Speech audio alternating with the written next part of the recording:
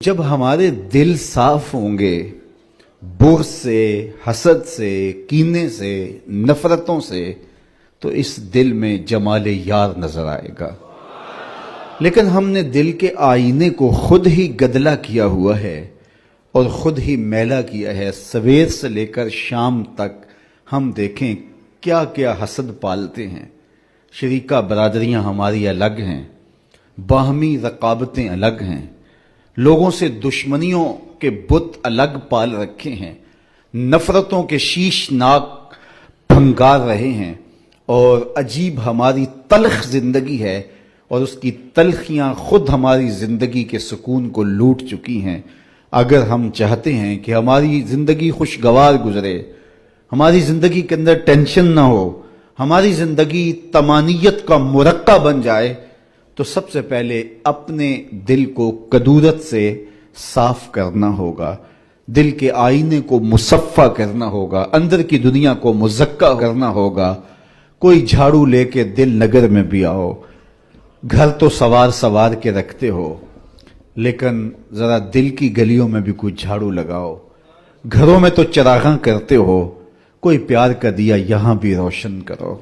نفرتوں کے بت توڑو، ایک دوسرے کے قریب ہو جاؤ، اور جب مومن کے لیے، اہل ایمان کے لیے تمہارے دل نرم ہو جائیں گے تو دیکھنا کہ تمہارا رب تم پر کتنی رحمتیں نازل فرماتا ہے۔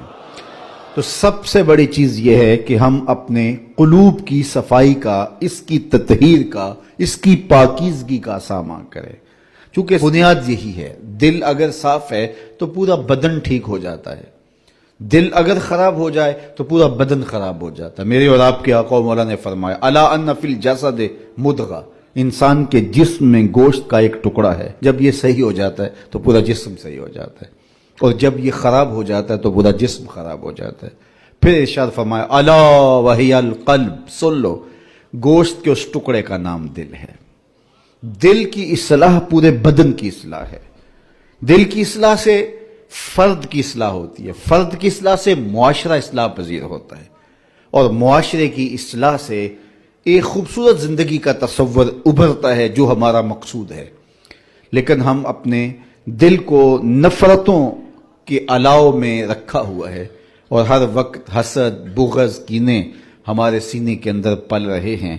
کسی کو اللہ کوئی دولت عطا کر دے، کسی کو عزت مل جائے، کسی کو شہرت مل جائے، تو ہم خام خواہ کی آتش غیظ و غضب میں جل رہے ہوتے ہیں۔ تو اپنے دل کی پاکیزگی کا سامان کرنے کی ہمیں تلقین کی گئی ہے۔ تو فرمایا یہ صحیح ہو جائے تو پورا جسم صحیح ہو جاتا ہے۔ بلکہ حضرت رومی علیہ الرحمہ نے تو قلم توڑ دیا، دل بدست آور کے حج اکبر است، از ہزاراں کعبہ یک دل بہتر است، کعبہ بن گاہے خلیل اطہر است، دل گزر گاہے جلیل اکبر است۔ کہا دل کو قابو میں لے آ، یہی حج اکبر ہے، ہزار کعبے سے ایک دل بہتر ہے۔ کہا اس لیے کہ کعبہ حضرت ابراہیم خلیل کی گزرگاہ ہے، دل رب جلیل کی گزرگاہ۔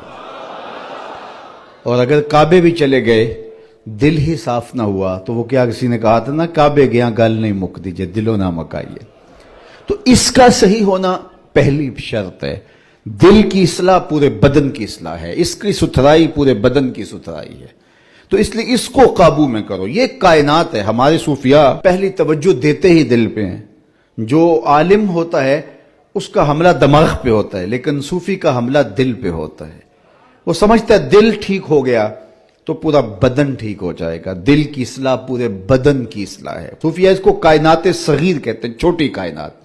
پوری کائنات کو اگر اس کا خلاصہ بنائیں تو دل بنتا ہے، دل کو پھیلائیں تو کائنات بنتی ہے۔ وچے بیڑے وچے چھیڑے وچے ونج مہانے ہو، 14 طبق دلے دے اندر تمبو وانگوں تانے ہو۔ تو کامیاب ہوا ہی وہی، حقیقی کامیابی اسے ملی کہ جس نے اپنے دل کو ٹھیک کیا، جس نے اپنے اندر جھاڑو دیا، جس نے اپنے باطن کی صفائی ستھرائی کے سامان کیے، جس نے اندر کے میل اتارے۔